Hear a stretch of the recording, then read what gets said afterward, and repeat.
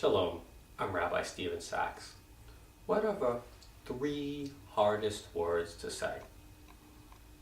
Some people would say they're, I love you, or I'm sorry, or I was wrong.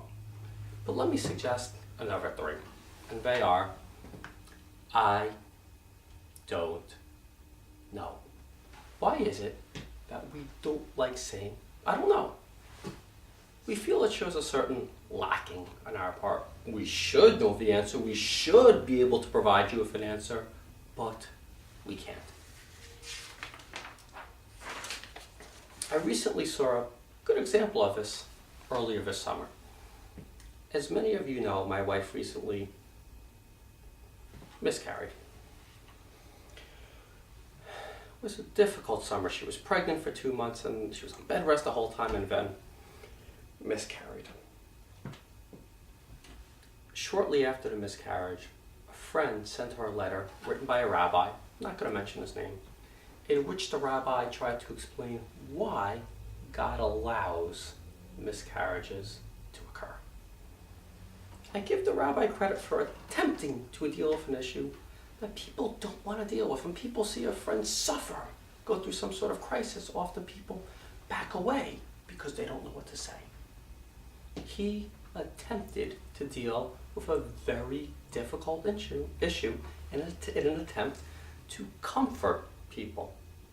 However, Ann and I found the letter very disturbing, hurtful.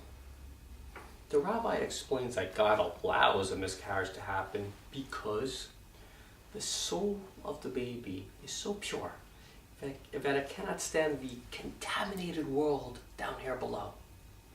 And instead, God has to take back the baby's soul to heaven, to the purity, to be with its creator.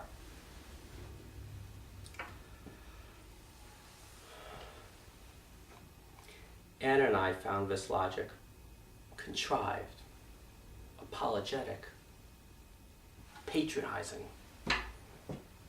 And even worse, the rabbi explains that a woman in a moment of lucidity, when she's not overcome with emotion, should be able to accept this logic and realize that it was for the best. Her baby was too pure and had to be taken back up to the heavens. My question is, what happens if the woman cannot accept this logic? Is she to blame for being spiritually inadequate, being spiritually immature? She can't convince herself it was a good thing she miscarried so her baby's soul could be taken up to God because her baby was too pure to live down with her in the world below her. It's very dangerous logic. It's very dangerous when we try to explain the unexplainable. Rather, I would suggest that this rabbi take a good hard look at Sefer Eov, the book of Job. Job suffers tremendously. He loses his family, he loses his fortune, and at first, his friends come to comfort him. They sit there in silence, and it helps. But then, his friends start to explain to him why he suffered. They try to provide him with explanations. And Job becomes angry. He doesn't want to hear why they think he suffered.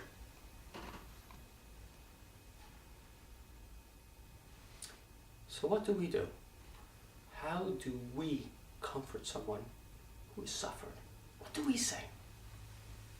Well, you don't really have to say anything. Give them a hug. Simply say to your friend, I don't know what to say, but I'm your friend and I'm here for you.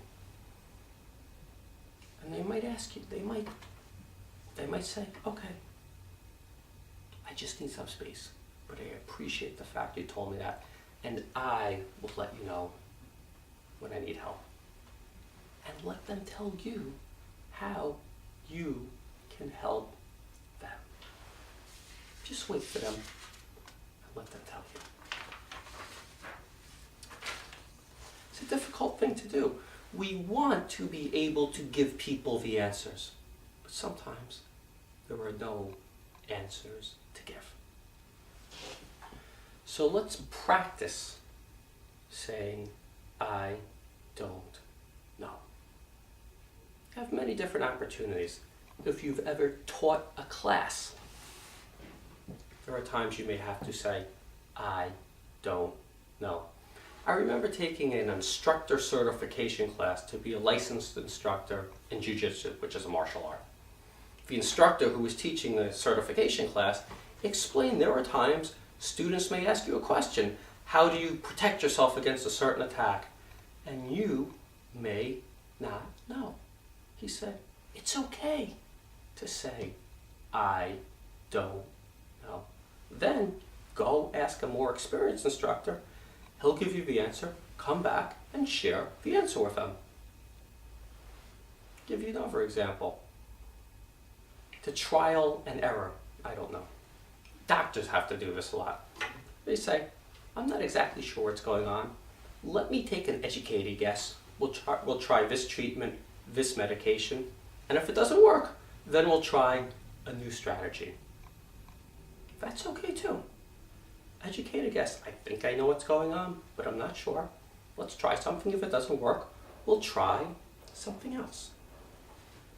And of course, there are the tragedies in which there are no answers. We just let our friends know that we're there for them to support them. So today I want to conclude simply by giving you permission to let those 3 little words come out of your mouth. It's okay to say, I don't